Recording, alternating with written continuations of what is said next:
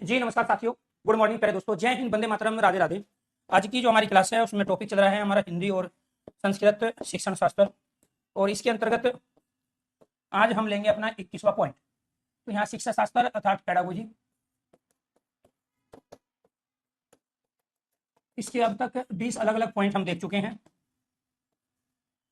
21वां जो पॉइंट है वो है मूल्यांकन अर्थात इवैल्यूएशन से संबंधित। मूल्यांकन की जो प्रक्रिया है दोस्तों, उसके अंतर्गत सबसे पहले हमें आकलन करना होता है। 1 से 2 क्वेश्चन पूरे पेपर में इसका हमेशा आता है। आकलन के बाद में निरीक्षण,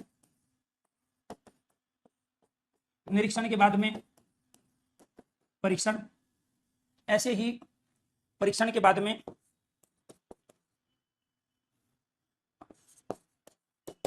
उपचार, उपचार के बाद में निदान, और इसके बाद में मापन, और ये फिर मूल्यांकन। ये पूरी प्रक्रिया हमारी होती है। कई बार इसको आरोही अवरोही क्रम में भी पूछा जाता है, ये आपको ध्यान रखना है। तो मूल्यांकन इवैल्यूएशन में सबसे पहले हमें असेसमेंट करना पड़ता है।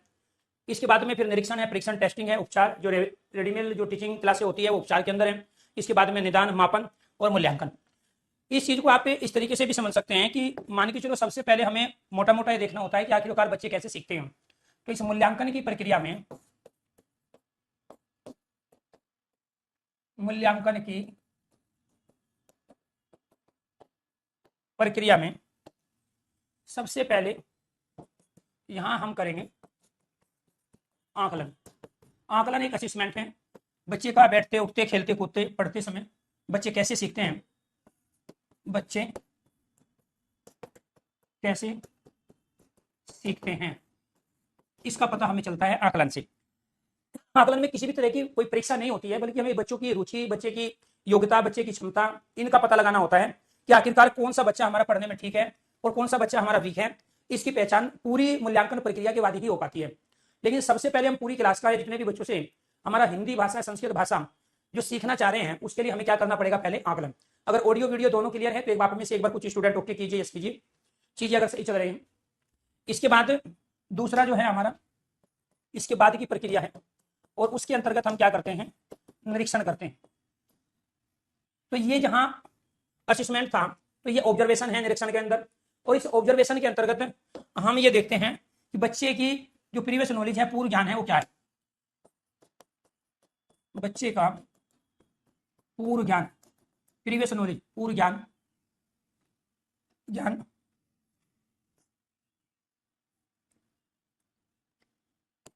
ज्ञात करते हैं।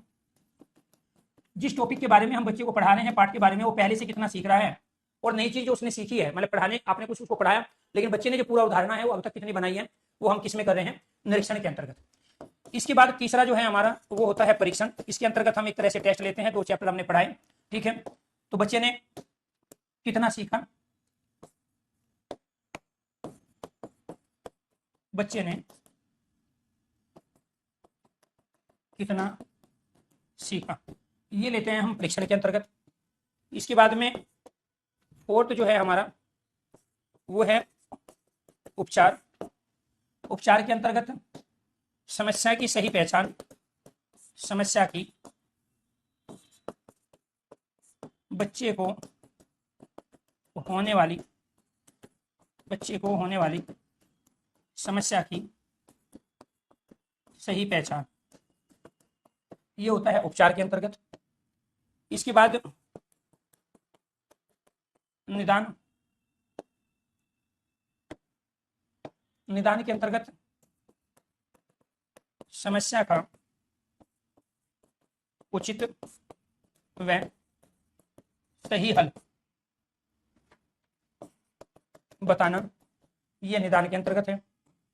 इसके बाद यहां है हमारा मापन। मापन के अंतर्गत छात्र की उपलब्धि अर्थात अचीवमेंट, छात्र की उपलब्धि का मापन होता है, उसने क्या अचीव किया है। इसके बाद 7वां जो है हमारा वो है मूल्यांकन, और इस मूल्यांकन के अंतर्गत हमें बच्चे ने क्या सीखा, क्या सिखाना अभी बाकी है। क्या सीखा, क्या सिखाना, क्या सिखाना अभी बाकी है, और साथ के साथ श्रेणी निर्धारण, श्रेणी या ग्रेडिंग, श्रेणी निर्धारण। हालांकि 1 to 5 6 to 8 के अंतर्गत हम कभी भी इवैल्यूएशन इसलिए नहीं करते हैं बाद में भी कि बच्चे ने कौन सी श्रेणी या कौन सा ग्रेड हमने लिया है, लेकिन फिर भी अगर हमें किसी की श्रेणी का अगर पता करना है, बहुत सारी आरटीआई लगती है कि इतने से लेके इतने तक के स्कोर में आपके बच्चे का स्कूल में क्या परफॉर्मेंस है, टोटल कितने बच्चे हैं, तो उसका भी पता हमें इवैल्यूएशन अर्थात मूल्यांकन से लगता है। फिर दोस्तों एज ए भाषा शिक्षक आप कभी भी ये नहीं कह सकते किसी भी बच्चे को अचानक उससे बात करके या 2-4 क्वेश्चन पूछ के कि ये बच्चा आपका पढ़ने में होशियार है, ये बच्चा आपके पढ़ने में वीक है। ऐसा एक सामान्य आदमी तो कह सकता है, लेकिन जब तक शिक्षक मूल्यांकन की पूरी प्रक्रिया पर अप्लाई अपने आप को नहीं कर लेता है दोस्तों, आपको यह ध्यान रखना है, तब तक ये कहना अपने आप में एक सामान्य आदमी का काम तो हो सकता है, लेकिन एक शिक्षक का काम कतई नहीं होगा। आपने देखा होगा बहुत सारे रिश्तेदार आते हैं या बहुत सारे बच्चे रिश्तेदारी में जाते हैं और वहां कोई टीचर या फिर कोई सामान्य आदमी या पढ़े लिखे लड़का या लड़की जो सीनियर होते हैं वो बच्चे की कैटेगरी फिक्स कर देते हैं कि आपका बच्चा पढ़ने में वीक है, आपका बच्चा होशियार है। ऐसी तमाम एग्जाम्पल है, करोड़ों एग्जाम्पल है, जो 1 to 5 बच्चा वीक था, 6 to 8 में जाकर उसने मेहनत की और वो बच्चा पहली दूसरी और फर्स्ट सेकंड थर्ड नंबर पे क्लास के अंतर्गत या स्कूल के अंदर रहा है। ऐसा कई बार देखा गया है कि 1 to 5 6 to 8 बच्चा वीक रहा है और 9 to 10 जाके बच्चे ने मेहनत की, उसको एटमोस्फेयर मिला या उसको अच्छे टीचर मिले और उसको अच्छे गार्जियन ने उन पर ध्यान दिया, उसको वक्त मिला पढ़ाई का और उस बच्चे ने बहुत जबरदस्त अचीवमेंट, बहुत जबरदस्त ग्रोथ किया है। तो ये बिल्कुल भी सरासर अपने आप में गलत अवधारणा है कि जब भी हम कहते हैं कि आपका बच्चा वीक है, आपका बच्चा होशियार है, क्योंकि जब तक आप इस मूल्यांकन की पूरी प्रक्रिया से नहीं गुजर जाते तो आप किसी के बारे में भी सही सही आकलन नहीं कर सकते। आकलन एक शिक्षक को इसलिए करना चाहिए, आपको ये ध्यान रखना है कि आखिरकार जब तक हमें यही नहीं पता चलेगा कि बच्चे की रुचि किसमें है, बच्चे की योग्यता कितनी है, उसकी क्षमता कितनी है, बच्चा अपने आप में पूर्व अवधारणाओं से पहले ग्रसित है या पूर्वाग्रह से ग्रसित है, जब तक हमें इन चीजों का ही पता नहीं चलेगा तो कोई भी कार्य हम शुरू करेंगे उसका सही रिजल्ट नहीं आएगा। इसलिए किसी भी काम को करने से पहले, खासकर टीचिंग में, हम सबसे पहले बच्चे का क्या करते हैं, आकलन करते हैं। ऐसी पाठ का भी आकलन करते हैं। तो आकलन में हम देखते हैं कि बच्चे कैसे सीखते हैं, अर्थात हम इनको कैसे सिखा सकते हैं, बच्चे कैसे सीखते हैं, इसका पता हमें आकलन से ही लगता है। इसके साथ होता है निरीक्षण। मान के चलो यहाँ पर हमने बच्चे को 2 चैप्टर पढ़ाए और 2 चैप्टर पढ़ाने के बाद हम ये देख रहे हैं कि इसकी उपलब्धि हमारी क्लास में क्या है, क्या मैक्सिमम बच्चे इन दोनों चैप्टर्स को वास्तव में अचीव कर पाए हैं, या अभी भी बहुत सारे बच्चे ऐसे हैं जो उनको बेसिक जानकारी उन दोनों चैप्टर की नहीं है। टीचर तो ये मान लेता है कि जब उसने चैप्टर पढ़ाए और बच्चे भी बोल देते हैं ठीक है सर जी हमारा कंप्लीट हो गया, होमवर्क करके दिखा दिया, होमवर्क भी चेक हुआ, लेकिन जब उन्हीं से क्वेश्चन पूछे जाते हैं किसी भी परीक्षा में या यूनिट टेस्ट में, जिसको हम इकाई परीक्षण कहते हैं, तो बच्चे का वहां पे अचीवमेंट, उपलब्धि वास्तव में अच्छी नहीं होती।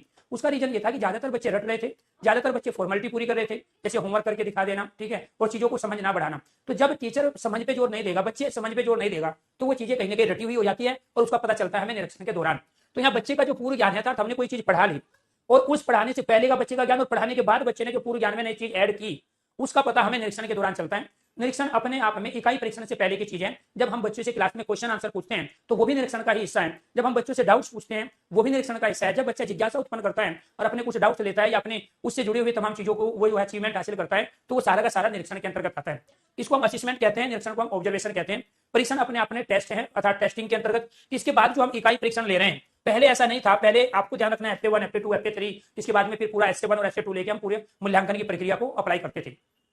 तो वो FA1 FA2 FA3 अपने आप में यूनिट टेस्ट था। तो फॉर्मेटिव असेसमेंट जिसको हम कह रहे हैं वो एक समेटिव असेसमेंट। एक बार तो हम 2-2 चैप्टर का बच्चे की परीक्षा का आयोजन कर रहे हैं क्लास के अंदर, क्लास के बाहर, और दूसरा एक बार हम पर्टिकुलर 6 चैप्टर या बच्चे का जो हाफ सिलेबस है उसका हम एग्जाम ले रहे हैं। तो FA1 FA2 FA3 या फिर हम कहिए यूनिट टेस्ट जो चल रहे हैं वो अपने आप में परीक्षण का ही हिस्सा है। तो हमने 2 चैप्टर पढ़ाए, उन दोनों चैप्टर के हमने क्वेश्चन तैयार किए बच्चे की व्यक्तिगत भिन्नता को ध्यान में रख के, और उसके बाद में हमने टेस्ट दिया। वो टेस्ट दिया तो बच्चे ने कितना सीखा उससे हमें पता चलेगा कि आखिरकार जो 2 चैप्टर में उपलब्धि थी बच्चों की वो क्या रही है, कितने बच्चों की उपलब्धि किस स्तर की रही। इसके बाद में हमने ये पाया कि बहुत सारे क्वेश्चन ऐसे थे, ये तो आप SA2 भी ले रहे हैं, SA1 ले रहे हैं, तो भी उसमें भी कंडीशन यही अप्लाई होगी कि बच्चों ने कुछ क्वेश्चन ऐसे थे जो मैक्सिमम बच्चों ने छोड़ दिए, उनका आंसर ही नहीं लिया। एक क्वेश्चन या 2 क्वेश्चन ऐसे थे मैक्सिमम बच्चों ने उनका गलत आंसर दिया, बच्चे ने अटेम्प्ट तो किए लेकिन आंसर उनका गलत था। अब वो सारी की सारी क्या है, अपने आप में समस्या है बच्चे के लिए। क्वेश्चन छोड़ रहा है वो भी अपने आप में समस्या है, और मैक्सिमम बच्चों का कोई एक क्वेश्चन गलत हो रहा है वो भी समस्या है। तो फिर आपको क्या करना पड़ता है कि जब आपने टेस्ट किया, वो आपने चेक किया वर्बली या मौखिक के लिए लिखित जिस भी रूप में, आपको पता चल गया कि मैक्सिमम दिक्कत बच्चों की क्लास के अंतर्गत इस पेपर से संबंधित, इन चैप्टर से संबंधित ये आ रही है। तो वो जो समस्या का समाधान, आपको जो समस्या की पहचान करनी है वो उपचार में करनी है। बच्चे को होने वाली समस्या की सही पहचान, यानी कि जो भी उसने क्वेश्चन छोड़े, जो क्वेश्चन उसने गलत किए, या कुछ क्वेश्चन का उसने आधा आंसर सही लिखा आधा गलत, अब वो कुछ क्वेश्चन बच्चा समझ ही नहीं पाया इसमें करना क्या था, वो सारा का सारा उपचार का हिस्सा है जिसको हम रेमेडियल टीचिंग के माध्यम से दूर करते हैं। अर्थात समस्या की पहचान होने पर उसका हल भी करना पड़ेगा। समस्या का सही सही निदान अर्थात हल वो किसमें आता है, निदानात्मक परीक्षण में। समस्या का उचित व सही हल बताना वो क्या है, निदान। अब आपने यहाँ पेपर लिया था, कॉपी चेक करके या बच्चों का इवैल्यूएशन करके आपने बच्चों को बता दिया आपके इतने में से इतने मार्क्स हैं। यहाँ पे जो समस्याएं थी क्वेश्चन छोड़े गए, क्वेश्चन गलत किए, आधे क्वेश्चन छोड़े, आधे गलत किए, ठीक है। कुछ बच्चों ने पूरे क्वेश्चन छोड़ दिए, वो समस्या की पहचान कर ली कौन कौन से वे बच्चे थे, और यहाँ का समस्या का सही उचित हल आपने दे दिया, और उसके बाद कह रहे हो कि ये सब कुछ होने के बाद में आपकी उपलब्धि इन 2 चैप्टर में या आधे सिलेबस में, पूरे सिलेबस में आपकी है। तो उपलब्धि क्या है? अचीवमेंट। आखिरकार उस 2 चैप्टर का, 6 चैप्टर का या पूरे सिलेबस का जो अचीवमेंट है वो कहाँ पे पता चल रहा है हमें? मापन में। मापन क्या है? मापन वो अंक या ग्रेड का निर्धारण करना है जो हम पर्टिकुलर किसी एक मानक में से फिक्स करके बच्चे को देते हैं। वो 100 का है, 20 का है, वो 50 का है, 60 नंबर का है या 10 नंबर का है, उसके आधार पर। इसके बाद हम कह सकते हैं कि आखिरकार आपका बच्चा या हमारा बच्चा ये परफॉर्मेंस अभी आपकी कर रहा है, लेकिन बिना इस प्रक्रिया को अप्लाई किए आप किसी को ये बता देना कि बेटे आप नहीं पढ़ पाओगे, आप तो पढ़ने में वीक है, आप कुछ और दूसरा काम सीख लो, या किसी के गार्जियन को बोल देना कि आपका बच्चा तो वीक है, ये तो नहीं पढ़ पाएगा, तो वो अपने आप में सरासर गलत है। मूल्यांकन में क्या सीखा और क्या सीखना भी बाकी है, यानी कि मूल्यांकन कभी भी श्रेणी का निर्धारण नहीं करता है, ऐसा हमें मान के चलना पड़ेगा, क्योंकि अभी नई राष्ट्रीय शिक्षा नीति भी कह रही है और पहले भी। हालांकि अंदर खाने हम मूल्यांकन के अंदर ये निर्धारित कर ही रहे हैं कि कितने बच्चों के ग्रेड A+ थे, ए थे, बी थे, B+ थे, कितने के C है, क्योंकि जब RTI लगती है और इन्फॉर्मेशन मांगी जाती है कि आपके 70 से ऊपर 100 में से कितने बच्चे आए, 50 से ऊपर वाले बच्चों की संख्या कितनी है, तो हम इस मापन के मूल्यांकन के आधार पर ही श्रेणी का निर्धारण करें। लेकिन वास्तव में प्रैक्टिकली हम श्रेणी का निर्धारण नहीं करते। हमें इवैल्यूएशन जो करना है, मूल्यांकन जो करना है, वो केवल इसलिए करना है क्या सीखा और क्या सीखना भी बाकी है। तो ये आपको ध्यान रखना है, क्या सीखा और क्या सीखना भी बाकी है, इसका आपको निर्धारण करना है, ये आपको ध्यान रखना है। तो बहुत सारे क्वेश्चंस ऐसे होते हैं कि बच्चे की श्रेणी का निर्धारण करना, कमजोर ठीक बच्चों को जो है श्रेणी में विभाजित कर देना, ठीक है, जो होशियार बच्चे हैं उनको अलग कर लेना सामान्य बच्चों से, इसलिए कभी भी हम मूल्यांकन नहीं करते। तो मूल्यांकन का एक ही मकसद है, कितना बच्चा सीख पाया और कितना सिखाना उसको बाकी है। और मान के चलो एक पर्टिकुलर क्लास है, आपने वार्षिक परीक्षा ली है, एनुअल एग्जाम ले लिए, तो फिर नेक्स्ट क्लास में जो जा रहा है वहां पे सिखा रहे हैं, क्योंकि वो तो चीजें जुड़ी हुई है, सिलेबस भी जुड़ा हुआ है। पहली क्लास में बच्चा नहीं सीख पाया तो दूसरी में सिखाएंगे उसको, तो वो ये ना माने कि हम तो एनुअल एग्जाम ले रहे थे और उसमें हम कैसे पता करेंगे कि अब बाकी जो बच गया कैसे सिखाएंगे, नेक्स्ट क्लास में सिखाएंगे, क्योंकि जब वो नेक्स्ट क्लास में जाता है तो हम शुरुआत वहीं से करते हैं उसकी पिछली क्लास से, और उसी को पूरी नॉलेज, पूरी ज्ञान हम बार बार चेक कर रहे होते हैं। तो आपको प्यारे दोस्तों मूल्यांकन की प्रक्रिया में इन 7 स्टेप को अप्लाई करना पड़ेगा, तब जाके होगा। जब कई बार आरोही अवरोही क्रम में भी इनको पूछा जाता है, आकलन, निरीक्षण, परीक्षण, उपचार, निदान, मापन और मूल्यांकन। दूसरी चीज आप इस घटना से भी इसको समझ सकते हैं। मान के चलो आप रास्ते से जा रहे थे, ठीक है, एक टीचर को, एक प्यारे दोस्तों आपको ध्यान रखना है, अच्छा प्रबंधक भी माना जाता है, दार्शनिक माना जाता है, साइकोलॉजिस्ट माना जाता है, शिक्षाविद माना जाता है, और राष्ट्र का निर्माता टीचर को इसीलिए कहा जाता है क्योंकि टीचर की एक भूमिका नहीं होती है, उसकी अलग अलग एंगल पर, अलग अलग परफॉर्मेंस पर उसकी भूमिका का निर्धारण भी अलग तरीके से होता है। तो जैसे आप एक रोड से गुजर रहे हो, वहां पे एक्सीडेंट हुआ, आपने जिसका एक्सीडेंट हुआ उसको अपनी गाड़ी में या अपनी स्कूटी या स्कूटर पर बैठा के आप ले गए हॉस्पिटल। अब हॉस्पिटल में आपको पता ही नहीं है कि इसको कहां एडमिट कराना है, कहां कहां इसको चोट है, कि इसका इलाज में सबसे पहले कराऊं। एज ए डॉक्टर जो ट्रीटमेंट करता है किसी मरीज का, वही हमें क्लास के अंदर, क्लास से बाहर बच्चे के लेवल पे भी चीजें अप्लाई करनी पड़ती है। तो जब आप उसको हॉस्पिटल ले गए तो वहां पर आपने गेट कीपर से या गार्ड से या नर्स जो भी आपको दिखाई दिए, तो आपने उनसे पूछा कि मुझे इसको एडमिट कराना है, इनको चोट लगी, एक्सीडेंट हो गया। तो वो उसको क्या करते हैं, बच्चे कैसे सीखते हैं, यानी कि आकलन में वो ये देखेगा कि इसको चोट कहां कहां लगी है। अब उसके सिर से खून बह रहा है, उसका हाथ टूटा हुआ है या उसकी कमर में दर्द है, तो उसके आधार पर वो क्या करेगा, मोटा मोटा चेक नहीं कर रहा है, वो नर्स, वो गार्ड, वो गेट कीपर जिससे आप पूछ रहे हो कि इसको मुझे कहां एडमिट कराना है, कहां में हॉस्पिटल, इतना बड़ा हॉस्पिटल है उसमें कहां लेके जाऊं, वो केवल उसका आकलन करके बता रहा है कि आप इसको सेकंड फ्लोर पे रूम नंबर 212 में लेके जाओ। उसने कैसे बताया, क्योंकि उसके सिर से जो है खून निकल रहा है, कमर में दर्द बता रहा है, हाथ उसका टूटा हुआ है। तो यानी कि इन सब की चिकित्सा कहां मिलेगी उसको, सेकंड फ्लोर पे रूम नंबर 212 में। अब उसने इलाज तो किया नहीं था, उससे ज्यादा बातें भी नहीं की थी, उसने मोटा मोटा उसका क्या किया, ऑब्जर्वेशन किया, आकलन किया, और उसके बाद निर्धारण कर दिया सेकंड फ्लोर 212 नंबर का ये केस है। इसके बाद वहां जैसे आप ले गए 212 रूम नंबर में उसको, तो वहां पर क्या कर रहा है डॉक्टर, उससे पूछ रहा है कि हाथ उठा, उंगली चला के दिखा, जीभ बाहर निकाल, ठीक है, तो वो जो सारी चीजें, पैर उठा, ठीक है, कमर में दर्द बता कहां पे है, यानी कि जो भी वो मोटा मोटा प्यारे दोस्तों वहां पर जो ऑब्जर्वेशन कर रहा है, तो उसी के आधार पे वो बता पा रहा है कि मुझे यहां से इसका इलाज शुरू करना पड़ेगा। यानी कि आप डॉक्टर के पास पहुंच गए, डॉक्टर ने सबसे पहले क्या किया, निरीक्षण, उसका परीक्षण नहीं किया, ना उसका उपचार शुरू किया, उसने क्या किया, निरीक्षण शुरू किया, उससे हाथ की उंगली तो नहीं टूटी है, पैर दोनों काम कर रहे हैं कि नहीं कर रहे हैं, दोनों हाथ ऊपर उठाओ, जीभ बाहर निकालो, जीभ तो नहीं कट रही है दांतों की वजह से, कभी इसमें से खून अंदर जा रहा है, बात करने की कोशिश करता है, नॉर्मल करने की कोशिश करता है, चोट कैसे लगी, कोई बात नहीं, जल्दी ठीक हो जाएगा। तो वो जो बात डॉक्टर की और उस मरीज पेशेंट की चल रही है, वो निरीक्षण की चल रही है। जब वो निरीक्षण कर लेता है, वो फटाफट फिर अपने पर्चे पर, डॉक्टर का जो पर्चा होता है उस पर वो टेस्ट लिखता है, अर्थात परीक्षण लिखता है। अब उसको कहते हैं कि आप इसका यूरिन टेस्ट कराओ, आप इसका ब्लड का सैंपल ले जाओ, इसका एक्सरे कराओ, या इसका दूसरे जितने भी टेस्ट वो करा सकता है, उस टेस्ट से रिलेटेड वो क्या करा रहा है, टेस्ट लिख रहा है। वो जाके टेस्ट नहीं लिख रहा है, क्योंकि एक शिक्षक को उस डॉक्टर की भूमिका में आना पड़ेगा क्लास के अंदर, तभी हम बच्चे को सही तरीके से सिखा पाएंगे। अब जब उसने निरीक्षण कर लिया, ऑब्जर्वेशन कर लिया डॉक्टर ने, अब उसको पता चल गया कि मुझे किस किस चीज का टेस्ट कराना है।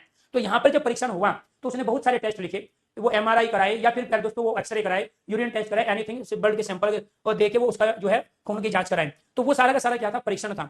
अब जब वो टेस्ट की रिपोर्ट आ जाती है, उसके बाद वो प्राथमिक उपचार दे रहा है उसको। जब टेस्ट की रिपोर्ट आ जाती है तब उसको सही पता चलता है कि आखिरकार मेजर जो प्रॉब्लम है इसके शरीर में वो ये है, और इसका इलाज मेरे पास ही। तो यानी कि परीक्षण, टेस्ट जब उसने निरीक्षण कर लिया, ऑब्जर्वेशन कर लिया, उसके बाद टेस्ट की रिपोर्ट आ गई, वहां से उसने उपचार शुरू कर दिया। अब उसको पता चल गया कि मेरे पास इसका जो विधि है, इस बीमारी की या इस समस्या को की पहचान, उपचार क्या, बच्चे को होने वाली समस्या की सही पहचान वो कब कर पा रहा है, जब वो टेस्ट की रिपोर्ट आ गई, जब उसने ऑब्जर्वेशन कर लिया, अब उसका यहाँ उपचार शुरू हो गया। अब जब उपचार शुरू हो रहा था तो सही सही ट्रीटमेंट उसको दिया गया, कौन सी दवाई, कौन से इंजेक्शन, उसके अंदर कौन सी पहले दोस्तों लैब में सारी चीजें प्रयोग की जाएगी, कहाँ उसको रखा जाएगा, जनरल वार्ड में या किसी दूसरे में आईसीयू में, वो सारा समस्या का उचित व सही हल वो किसमें था, वो निदान में था। अब उससे बहुत सारे मिलने वाले आए, परिवार, रिश्तेदार, दोस्त, वो पूछ रहे हैं कि अब तबियत कैसी है। अब आप कह रहे हो पहले से सुधार है, कितना सुधार है, 70% सुधार है, अभी 30% बचा है।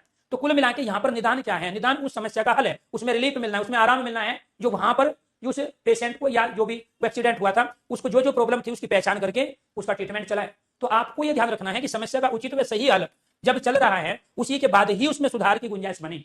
अर्थात जब आपसे पूछा गया, रिश्तेदार आए, उन्होंने आपसे पूछा कि अब तबियत कैसी है, आप कह रहे हो पहले से बेहतर है, 70% सुधार है, तो आप उसकी उपलब्धि को बता रहे हैं, जो समस्या आई थी उसमें जो सुधार हुए आप उसकी उस अचीवमेंट को बता रहे हैं। और उसके बाद जब डॉक्टर उस हॉस्पिटल से उसको छुट्टी दे देता है कि जाओ पहले की तरह खेलो कूदो मौज करो, तो वो क्या था, वो मूल्यांकन था। जो मूल्यांकन करता है बिल्कुल उसको फिट पाता है, तभी कहता है कि जाओ अपने घर। तो इसी तरीके से क्लास के अंदर हमें भी एक डॉक्टर की, एक साइकोलॉजिस्ट की, एक जिसको हम मनोवैज्ञानिक कहते हैं, एक शिक्षाविद की, एक राष्ट्र के निर्माता की, एक पथ प्रदर्शक की, एक मार्गदर्शक की, एक निरीक्षक की भूमिका में बच्चों के बीच में रहना होता है। तो इसीलिए आपको ध्यान रखना है, मूल्यांकन का मकसद केवल एक ही है, जितने भी हम परीक्षाओं का आयोजन करते हैं उनका मकसद केवल एक ही है कि बच्चे ने कितना सीख लिया है और कितना सिखाना अभी बाकी है। मूल्यांकन को हम कभी भी ग्रेड निर्धारण करने के लिए, श्रेणी का निर्धारण करने के लिए, वीक बच्चों और होशियार बच्चों को अलग अलग श्रेणी में विभाजित करने के लिए नहीं करते। इस चीज का आपको विशेष ध्यान रखना है। बस इसके पीछे प्रैक्टिकली चीजें ये है कि आखिरकार जब हम बच्चे को सिखाए तो हमें किस किस स्टेप को किस तरीके से लेकर चलना है। तो ये क्वेश्चन भी आपका पूछा जाता है, जो था आपका 21वां पॉइंट। अगर ये चीज समझ में आ गई हो तो एक बार सारे स्टूडेंट, ठीक है, एक बार सारे स्टूडेंट ओके कीजिए, यस कीजिए।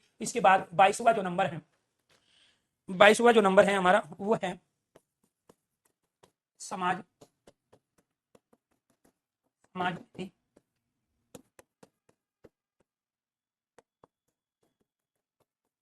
सामाजिकरण, सोशलिज्म हम इसको कह रहे हैं। अर्थात बच्चे के अंतर्गत आपको ध्यान रखना है, केवल क्लास में पढ़ के या घर पे आके और उसके बाद घर पे होमवर्क करके यहाँ पे भाषा का विकास नहीं कर सकता है। जैसे ये क्लास मेरी कंप्लीट हो जाएगी उसके बाद पेडागोजी की जितनी पीएनजी है आपकी इसमें मैं अपलोड करा दूंगा, तो वो आपका पढ़ने पे ज्यादा फोकस रहेगा, तो ज्यादा सही रहेगा। ये आपको ध्यान रखना है क्योंकि ये सारी चीज प्रैक्टिकली है। पहले दोस्तों आपने देखा होगा जो भी कॉम्पिटेटिव एग्जाम आपने दिया, नहीं दिया तो रीजनिंग सब्जेक्ट के बारे में आप में से बहुत सारे बच्चों को बहुत अच्छी नॉलेज है। और रीजनिंग आज के टाइम में जितने भी एग्जाम होते हैं मैक्सिमम एग्जाम का सिलेबस का हिस्सा होता है।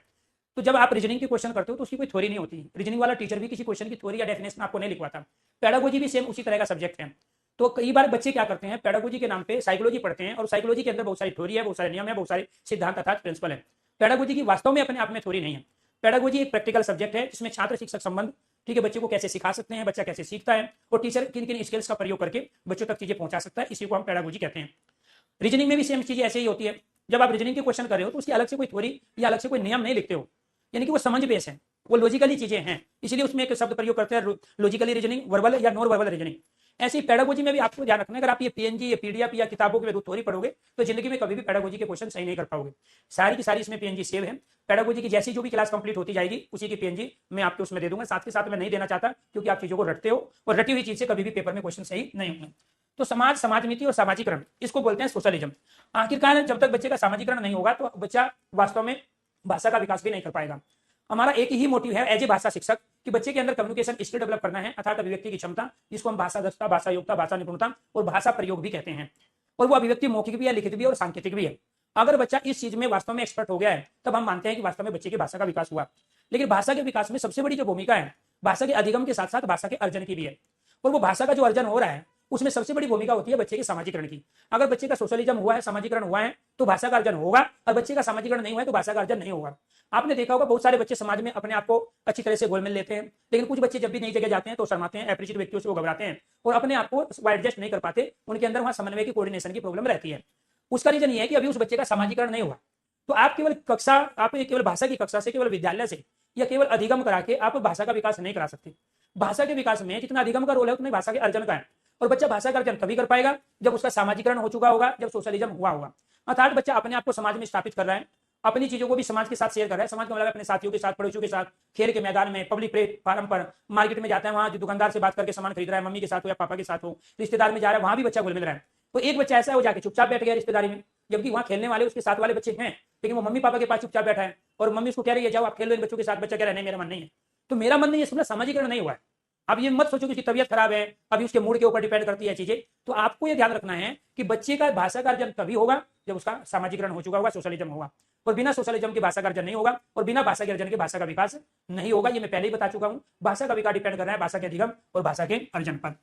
तो सामाजिकरण का भी आपको विशेष ध्यान रखना है, अर्थात बच्चे को खेल के मैदान में भी जाने देना है, बच्चे को पड़ोसियों के घर पे भी जाने देना है, बच्चों को हम उम्र या उससे बड़ी की उम्र के बच्चों के साथ अगर वो खेलना चाहता है उसको खेलने दो। अगर बच्चा अभी भी अकेलापन महसूस कर रहा है, एकाकीकरण फील कर रहा है, तो आपको उसके साथ एज ए फ्रेंड बन के खेलना पड़ेगा। गार्जियन की भूमिका बाद में है आपकी, पहले दोस्त की भूमिका में आपको आना पड़ेगा, तब जाके आप बच्चे का सामाजिकरण कर पाओगे। बिना सामाजिकरण के बच्चे के अंदर कम्युनिकेशन स्किल भी डेवलप नहीं होगा, बिना सामाजिकरण के व्यक्तित्व का विकास भी नहीं होगा, और बिना सामाजिकरण के बच्चे को एडजस्टमेंट की हमेशा प्रॉब्लम रहेगी, कोऑर्डिनेशन की प्रॉब्लम रहेगी, जिसको हम हिंदी में बोलेंगे समन्वय। इसके बाद में फिर प्यारे दोस्तों आती है आपकी शिक्षक की भूमिका। आपको यह ध्यान रखना है, सबसे पहले जो है मैं इस पॉइंट को यहाँ पे लिख देता हूँ, सामाजिकरण क्यों जरूरी है ये आपको ध्यान रखना है। सामाजिकरण जरूरी है भाषा के अर्जन के लिए। भाषा अर्जन किस पर डिपेंड है? सामाजिकरण पे। जब तक बच्चे का समाज में इन्वॉल्वमेंट नहीं होगा, बहुत सारे गार्जियन आज की डेट में क्या है, पड़ोसी के यहाँ से गलत चीज सिखाएगा, इसलिए पड़ोसी के यहाँ भेजेंगे नहीं, पड़ोसी के बच्चे के साथ खेलने नहीं देंगे, क्योंकि उनका पढ़ाई में जो स्तर है वो कम है, आपके बच्चे का ज्यादा है। तो आप अपने बच्चे का बहुत बड़ा नुकसान कर रहे हैं। आज की डेट में आपको ध्यान रखना है, शिक्षक और गार्जियन दोनों उस भूमिका में आ चुके हैं जिसमें बच्चे का भला कम हो रहा है और नुकसान ज्यादा हो रहा है। क्योंकि पहले के समय वास्तव में पिटाई होती थी, मुर्गा भी बना लिया जाता था, तो बच्चे को भी गलत एहसास नहीं होता था। आज थोड़ा भी अगर डांट देते हैं बच्चे को, चाहे वो गार्जियन डांटे या टीचर डांटे, तो बच्चा अपने आप में स्वाभिमानी इतना हो चुका है कि वो गिल्टी फील करता है। और कई बार तो लगता है कि पूरी क्लास के सामने कैसे हिम्मत हो गई, ठीक है, टीचर की। जो छोटे छोटे बच्चे भी है, उसका रीजन है सोशल मीडिया प्लेटफॉर्म से जो बच्चा कनेक्टेड है अपने आप को, वहां पे उस तरह का वो रिएक्शन देखता है। किसी भी कार्य के प्रति जो प्रतिक्रिया व्यक्त हो रही है, बच्चा वहां से भी सीख रहा है। मान के चलो उसने किसी बड़े का झगड़ा देखा, किसी एक ने मारा है तो दूसरा उसको 2-3 मार रहा है, कोई एक मिलकर मार रहा है वो तो 4-5 को बुला के मार रहा है। तो वो जो क्रिया की प्रतिक्रिया बच्चा देख रहा है, तो ऐसे ही जब आप उसकी प्रतिक्रिया कर रहे हो एज ए शिक्षक या गार्जियन, तो बच्चे की प्रतिक्रिया आ रही सोशल मीडिया प्लेटफॉर्म से, जो प्रभावित हुआ उसने जो यूट्यूब, फेसबुक, इंस्टाग्राम और टेलीग्राम पर जो तमाम वीडियो बच्चे ने देखी है, या तमाम जो गेम वो खेलता है, उन गेम में भी क्रिया की जो प्रतिक्रिया हो रही है अलग तरीके से, उसका इफेक्ट उसके मानसिक बिंब पर ज्यादा पड़ रहा है। तो बच्चा क्या करता है, मानसिक बिंब बनाता है किसी भी चीज को सुनने और पढ़ने के बाद में। मानसिक बिंब ऐसी चीज है, जब तक उसमें सही करेक्शन नहीं होगी गलत चीजों में, तो बच्चा उसी को सही मान लेता है। अगर बच्चे ने एक बार किसी को चाटा मारा है और गार्जियन ने उसको नहीं रोका कि तेरी गलती है, तुझे चाटा नहीं मारना, तो बच्चा समझ लेता है कि मैंने इसको चाटा मारा, उसमें गार्जियन की भी सहमति हो चुकी है, अर्थात मुझे रोका नहीं गया, टोका नहीं गया, तो इसका मतलब मैंने गलत नहीं किया है। तो मानसिक बिंब जब बन जाता है लंबे समय तक, तो वो बच्चे के नेचर में आ जाता है। तो भाषा के अर्जन के लिए आपको क्या करना पड़ेगा? सामाजिकरण करना पड़ेगा। और भाषा का जो विकास है, क्योंकि सारा मुद्दा हमारा यही है कि भाषा शिक्षक, हमें भाषा का विकास करना है। और भाषा का विकास डिपेंड किस पे कर रहा है? भाषा का विकास डिपेंड कर रहा है भाषा अधिगम और भाषा अर्जन पर। भाषा के अधिगम के साथ साथ भाषा अधिगम के साथ साथ भाषा अर्जन पर। तो इसीलिए समाज में बच्चे का इन्वॉल्वमेंट होना जरूरी है। सबसे ज्यादा बच्चा कहां से सीखेगा? समाज से सीखेगा। तो यहां आपको ध्यान रखना है, अगर वो आपसे पूछे कि निम्नलिखित में से सबसे ज्यादा बच्चे के ऊपर क्या प्रभाव डालेगा, तो वो भी आपको इसी से पता चलेगा। ये आपको ध्यान रखना है। सबसे ज्यादा बच्चा अपने परिवेश से सीखता है। जहां पर परिवेश जिसको हम क्या कहते हैं? वातावरण कहते हैं। अगर वातावरण ऑप्शन में है, तो कोई भी बच्चा भाषा का अधिगम या भाषा का अर्जन सबसे ज्यादा कहां से करेगा, या कोई भी बच्चा उपलब्धि सबसे ज्यादा कहां से हासिल करेगा, तो वो राइट आंसर क्या है? परिवेश। जब तक 4 जो ऑप्शन दिए होते हैं, उनको 4 ऑप्शन ना मान के आपको 4 एक्टिविटी माननी है। इसके बाद वो बच्चा सबसे ज्यादा कहां से करेगा? समाज से। दूसरे नंबर पे बच्चा सबसे ज्यादा कहां से सीखता है?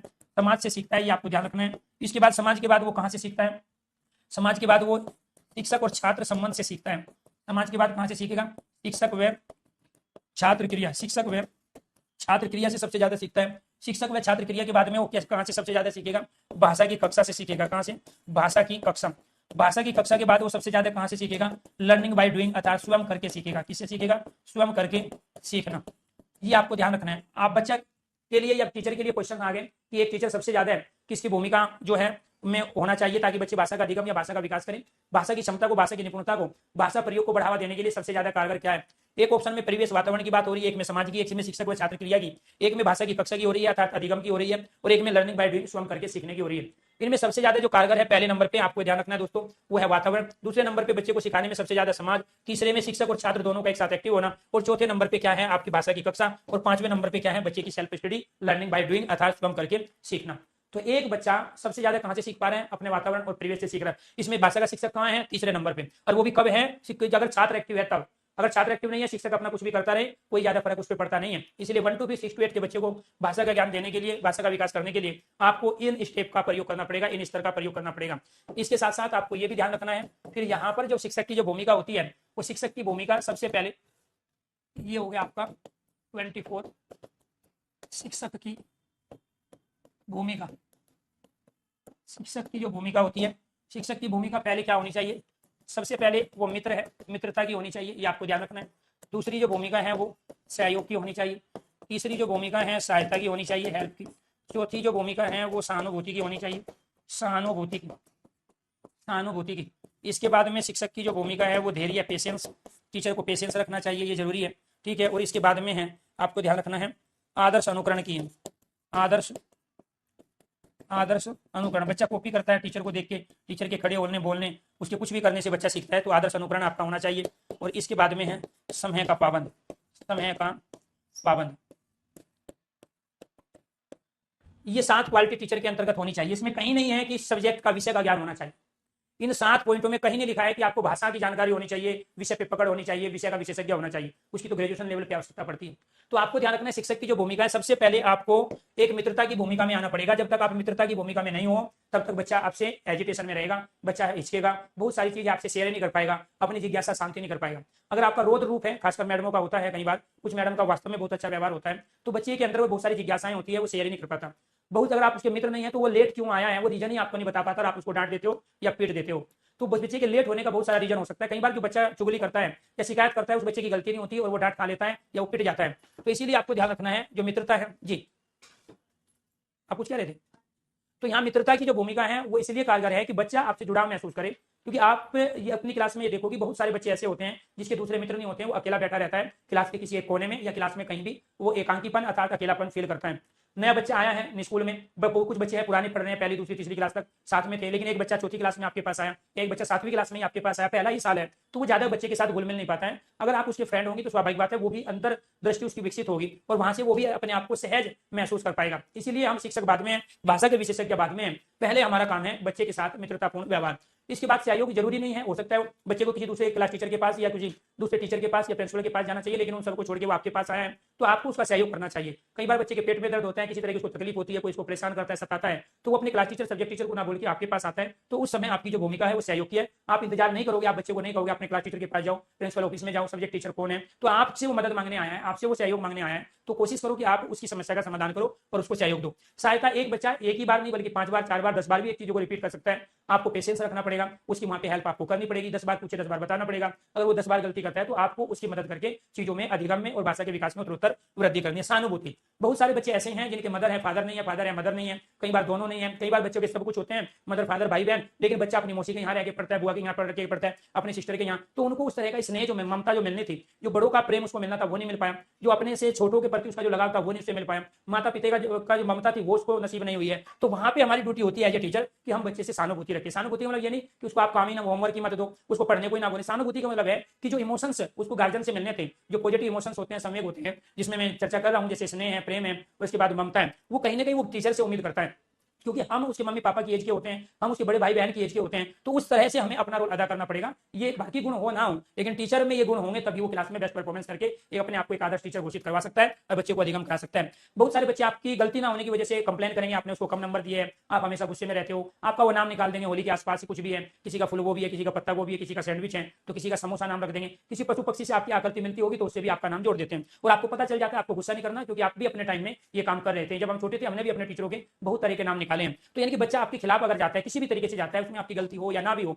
तो आपको पेशेंस रखना है। बच्चा छोटा है और वो अनजाने में ऐसी चीज कर पा रहा है, उसको नहीं पता है, वो प्रिंसिपल से कंप्लेन करे, क्लास टीचर से करे, दूसरे सब्जेक्ट टीचर से करे, तो उसमें आपको आपा नहीं खोना है। किसी भी तरह की बेमनस्ता आपको बच्चे से नहीं रखनी है, आपको पेशेंस रखना है, धैर्य रखना है। आदर्श अनुकरण, आप बच्चा, आप जो पहन रहे हो, जो आप हेयर स्टाइल अपना रहे हो, जो आप बातें कर रहे हो, जो क्लास के अंदर प्रॉमिस कर रहे हो, उन सबको बच्चा आत्मसात करता है, अर्थात वो अनुकरण करता है, कॉपी करता है। और जैसे उसने उन चीजों को आत्मसात किया, आपने कहा कि कल कॉपी चेक करेंगे, आपने नहीं की है, तो बच्चा दोबारा से जब भी आप कहोगे कि कल कॉपी चेक करेंगे, तो बच्चे को लगेगा पिछली बार भी सर ने नहीं किया था, हो सकता है बच जाए। तो इसलिए आप जो भी कह रहे हो, जो भी आप कर रहे हो, जो भी पहन रहे हो, जो भी आपका हेयर स्टाइल है, जो भी आप मजाक कर रहे हो, जो भी आप फोन पे बात कर रहे हो, जिस स्कूटी से, जिस बाइक से, जिस कार से आप आ रहे हो, बच्चा उन सबको बहुत अच्छे तरीके से देख पा रहा है और उनके प्रति बच्चा अपने आप को जोड़ पाता है, उसको चीजों को आत्मसात करता है। इसलिए आपकी लाइफ में आर्टिफिशियल चीजें नहीं होनी चाहिए, बनावटी दिखावा नहीं होना चाहिए, क्योंकि बच्चा आपका अनुकरण कर रहा है, वो आपको रोल मॉडल मानता है, क्लास के अंदर भी क्लास के बाहर भी। इसीलिए आप अपने आप को, अपना जो व्यवहार है, अपना जो रंग ढंग है, ठीक है, आप अपना अच्छा रखोगे ताकि बच्चे पे आपकी किसी भी नेचर से बुरा असर ना पड़े। जैसे बहुत सारे जो मेल टीचर होते हैं वो गुटखा खैनी खाते हैं तो स्वाभाविक बात है जब गुटखा खैनी टीचर खा रहा है वो बेशक बच्चों के सामने ना खाता हो, बाद में खाता हो।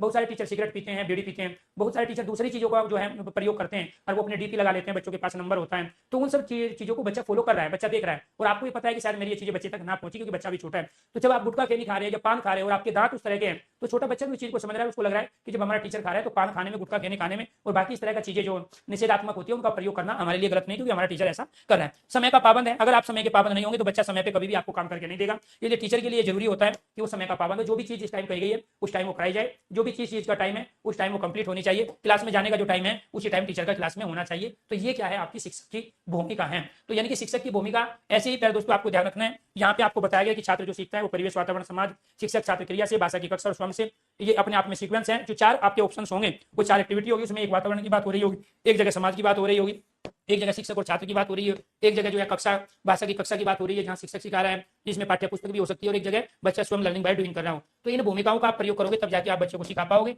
आज के लिए इतना ही, इसके बाद में हमारा पॉइंट है 25 और ये ले लेंगे हम कल वाली क्लास में।